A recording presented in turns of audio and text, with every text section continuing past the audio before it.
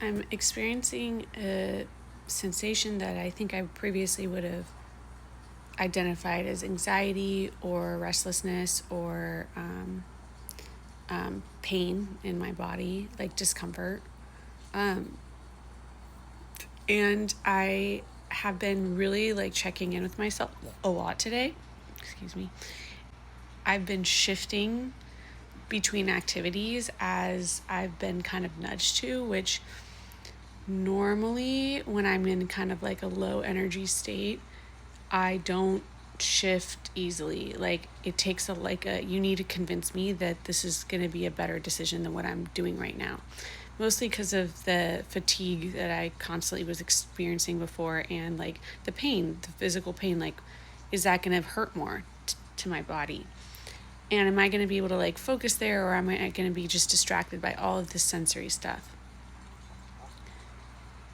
And I've been kind of like moving around. Like if I like end up on TikTok, I like am fine with that, because whenever they mention something like a different app, I usually take that as a cue. Like they mentioned Kindle, and I'm like, oh, I'm gonna go to Kindle, and then I realize that exact book that's been sitting there, mind mapping, is one that I've been wanting to read for a long time. So I've literally read like a half a page at a time, and then I get distracted and I go somewhere else, and I kind of just like let that keep happening. And I'm like moving my feet. I'm sitting on my bed right now.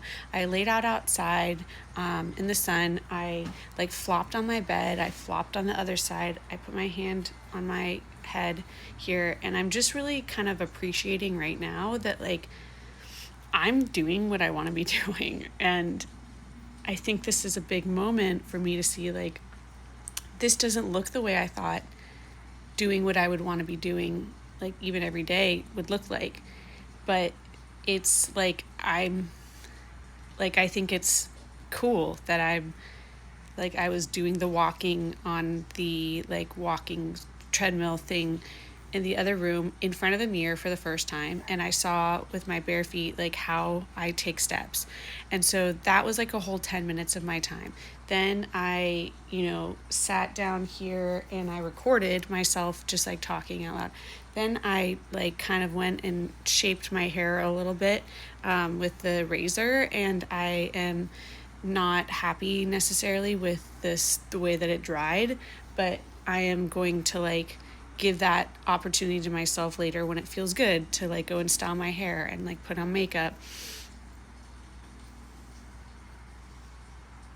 Like I just feel like I'm allowing the jitteriness, the kind of spazziness of my like ADHD to like keep me going. Like this is like a almost like I'm just letting my, what's the word? I can't figure out that word. Fidgety, like the fidgetiness of me. I'm allowing that to just take control. And I have thankfully set up my like station, my workstations in ways that are conducive to that. Like I have opportunities to do a lot of different things, and I keep it, I guess I'm realizing this right now, I keep it relatively clean enough that I can do that. So that it's not like, to like collage, I have to move a bunch of things and decide where to put a bunch of things. Like, no, I don't need to do that.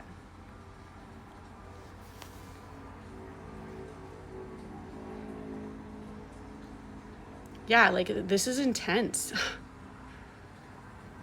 But it's like my two sides of my brain are finally working together. Like the organized, can focus side is like playing with the ADHD, like bounce around side. And it's almost like the focused side is not so like hindered by a need to get deep into something. Because I think that the autistic side of me knows that if we get into something that we love and really want to do, ADHD side of me loves hyperfocus. So it's like that's where they get to work together. And I think when I can like provide reminders for my body, for the me that runs my body, for ways to like engage motion and pressure and sensation to kind of like be back here and remember to breathe. I feel like that's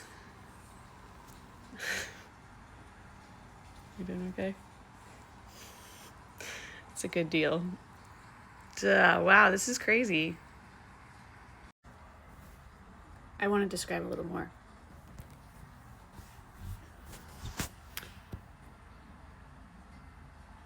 I think that my body is able to receive information as a machine when it knows it has places to put that information. And I have grown up being autistic, not knowing about it, but my brain works in a bottom-up thinking way where I am someone who notices all the details before I understand the big picture. And when the entire world likes to train you into memorizing the big picture, meaning like do what I say, don't question it, it means that like I was like forced into using skills that I had to survive, but they were for scary reasons. It was like I was going to get punished if I didn't do it right, which is the way literally all of us grew up.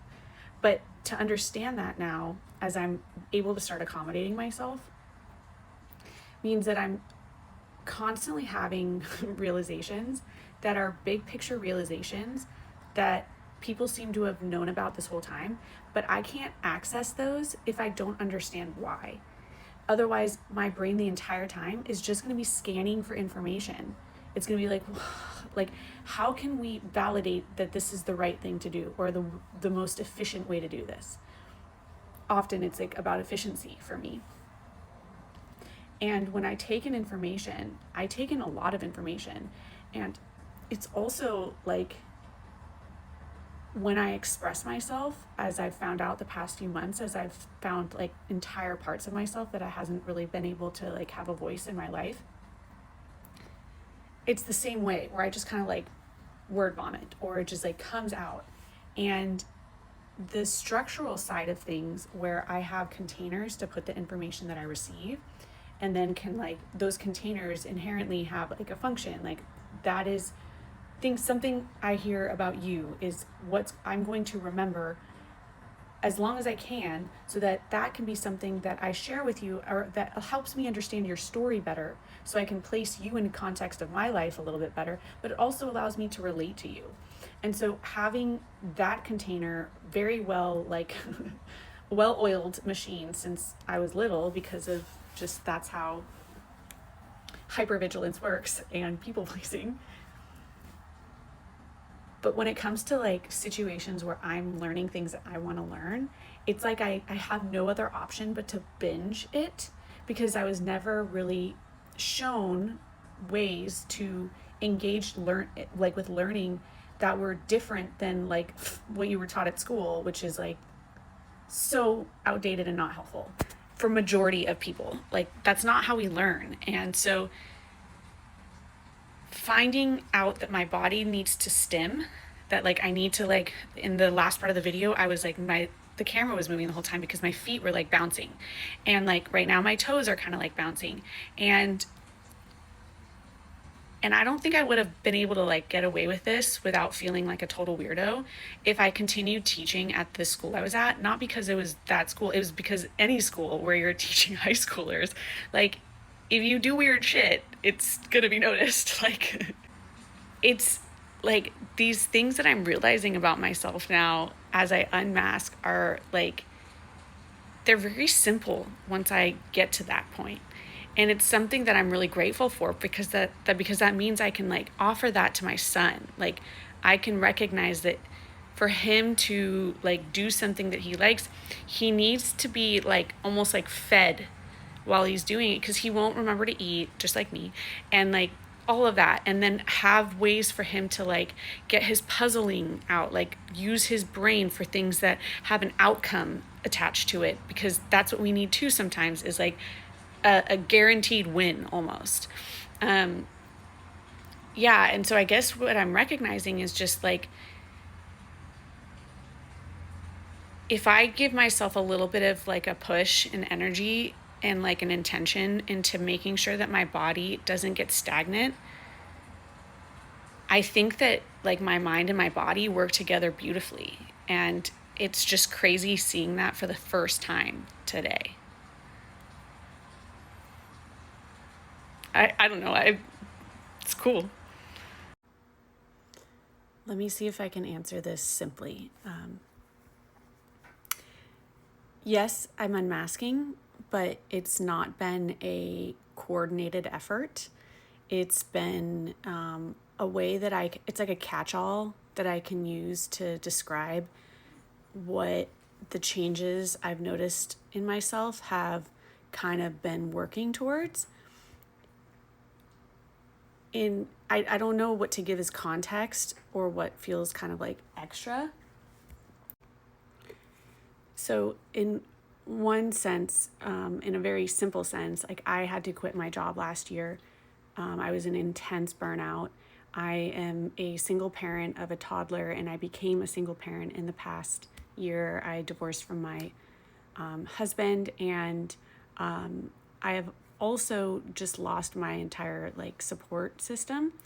And this was prompted by my realization that I was autistic, and in my attempts to accommodate that had really shifted my life. So I'm an artist, and I was teaching art, but the way that I've been able to kind of structure my life is to develop projects. And once I started to try to do that, I realized how ill-equipped I was to do that. A lot of executive functioning issues were things that I dealt with, and there's a lot of trauma that I've been working through that really diminished my like capacity to, I don't know, even keep like a cohesive thread of like, what am I doing? Also, self-care tasks became nearly impossible. So part of this process in the past year, I quit my job a year ago, has been to create a way of connecting to like daily maintenance that doesn't feel so shame-filled, because the ways that I used to do things were mostly based on like how I was told I was supposed to. And so the more I've been able to kind of pay attention and notice my own like habits and tendencies and rhythms, the more I've been able to accommodate them. And that's like the biggest word here is accommodate. It's like identifying what parts of me have not been like looked at and seen for what they really are.